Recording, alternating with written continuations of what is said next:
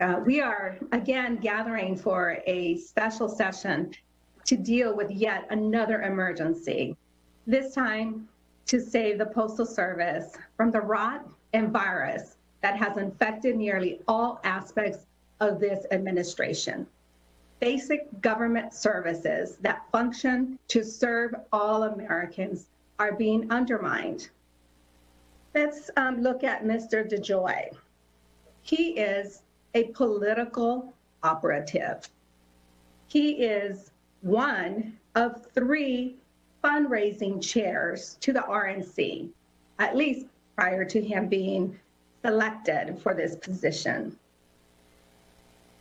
To date, 671 and counting machines, sorting machines, have been removed. Now, let's look at where some of those machines have been removed from.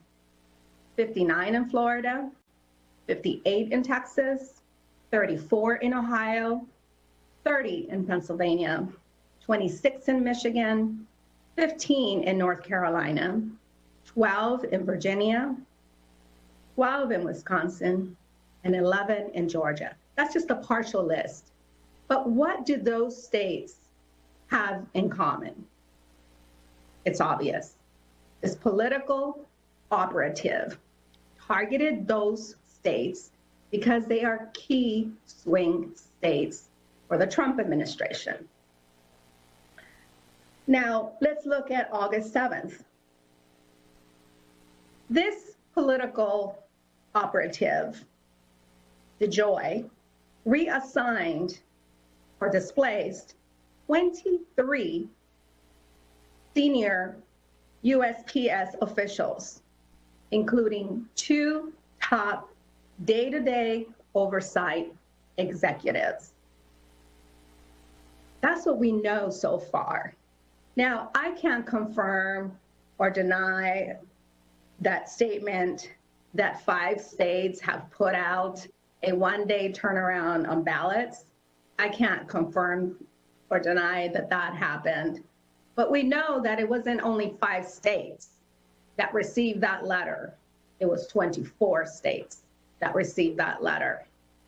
So the evidence has always been in plain sight for all to see. And let's look at back in December. This committee met to consider articles of impeachment.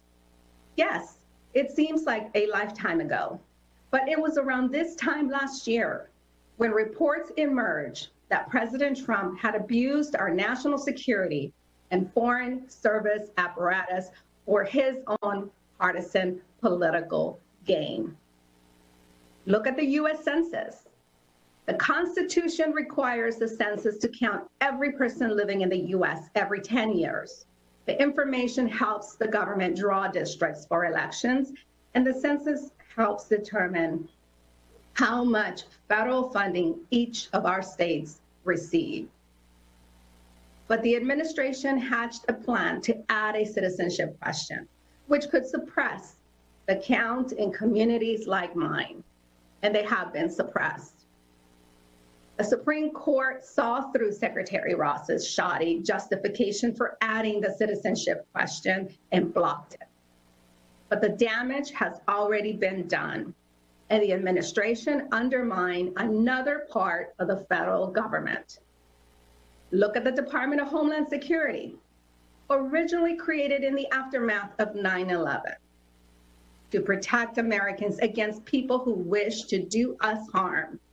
And instead, Americans exercising their First Amendment rights need protection from the Department of Homeland Security and its brigade of secret police and unmarked cars abducting protesters in the middle of the night, all to create a political show, political theater of law and order for this administration.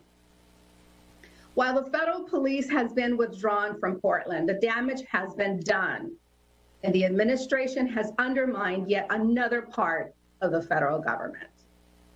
FEMA has not been spared. FEMA is an organization that at its core should exemplify the most basic function of government, protecting citizens against natural disasters. Against natural disasters. Bipartisan.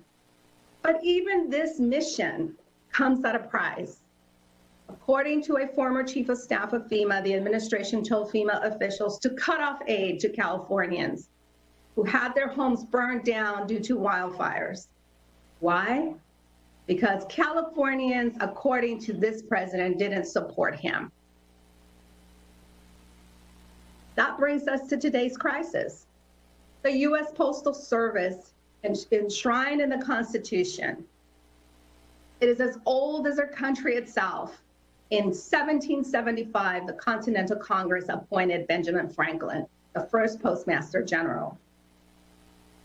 And by the way, there hasn't been a postmaster without experience in the USPS appointed to this position in 2 decades. The Postal Service provides essential critical services, delivering prescriptions, Social Security benefits, paychecks, tax returns, and absentee ballots to millions of Americans, including in our most remote communities. You know what they also do day to day? Our mail delivery personnel, they check on senior citizens. They do well checks also. The Postal Service is not a private company that can refuse delivery or charge outrageous fees. By law, the Postal Service exists to serve all of us. All of us. Unfortunately, COVID has impacted the bottom line of the Postal Service, just like every other organization has been impacted by COVID. If we can help private enterprise, such as airlines, because they are an essential service, then we absolutely must help the Postal Service. The Delivering for America Act provides $25 billion in critical funding to support the Postal Service. This is the same level of funding recommended by the USPS Board of Governors, which is 100% composed of Trump appointees. This wasn't to cover anything other than the COVID expenses, because at least in some areas, about 50% of their personnel have had some kind of impact because of the coronavirus.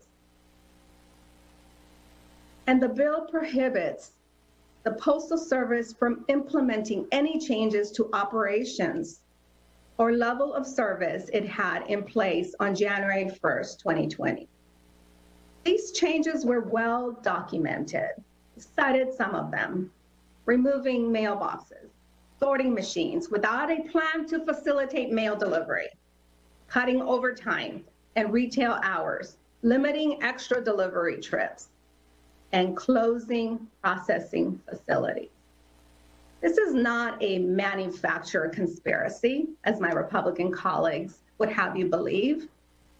I have constituents that are concerned about this. A facility in Fontana who runs an assisted living facility.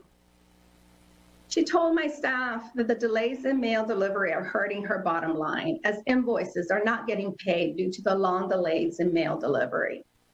And she's worried that her patients may be hurt if the mail delays affect their prescription drugs. I visited the Loma Linda Hospital that serves our veterans. They too are extremely concerned. You see, when veterans are released from the hospital, they go home with 2 days of medication. And their prescription is followed through the mail. Some of that has had to be changed because of what has been happening.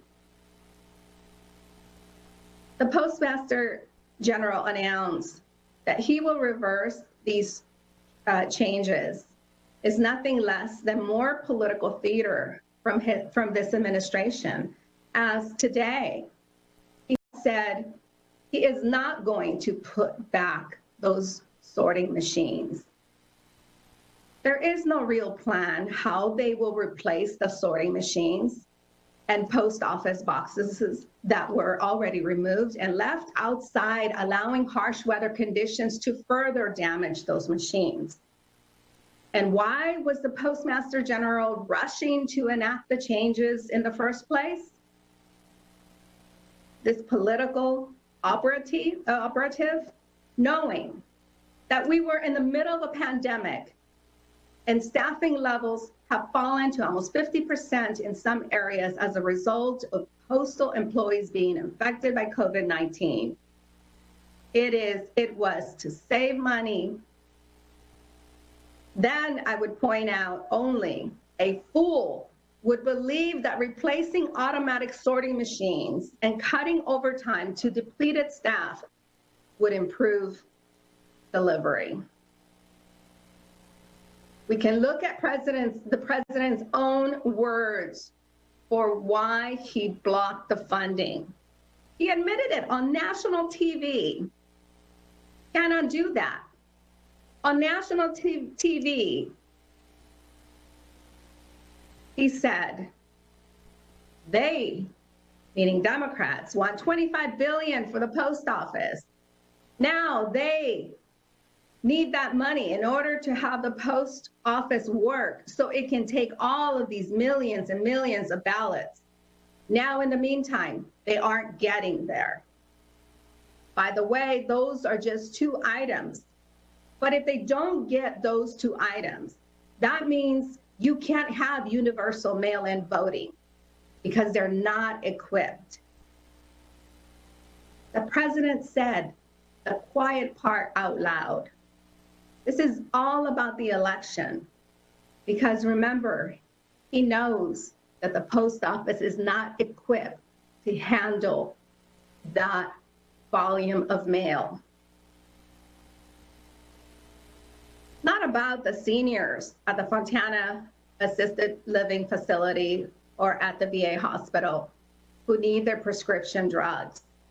It's not about the small business that need their packages and invoices to be delivered on time to stay afloat in this pandemic. Not about the heroic men and women in the Postal Service who risk their lives providing these essential services day in and day out. Mr. Chairman, we need a government that works for the American people. We are not called the United States of Donald Trump. We do not pledge allegiance to Donald Trump. We pledge allegiance to the United States of America. And it is time that we honor that pledge and protect the Postal Service from the rot and corruption that has infected so many other parts of the federal government. I wish that this bill was a bit more directive towards this political operative. Return to standards isn't enough for me because I know that this political operative is not going to follow that instruction. I wish this bill would say, we direct you to reinstall those machines, but it doesn't. But it's better than sitting on our hands and doing nothing.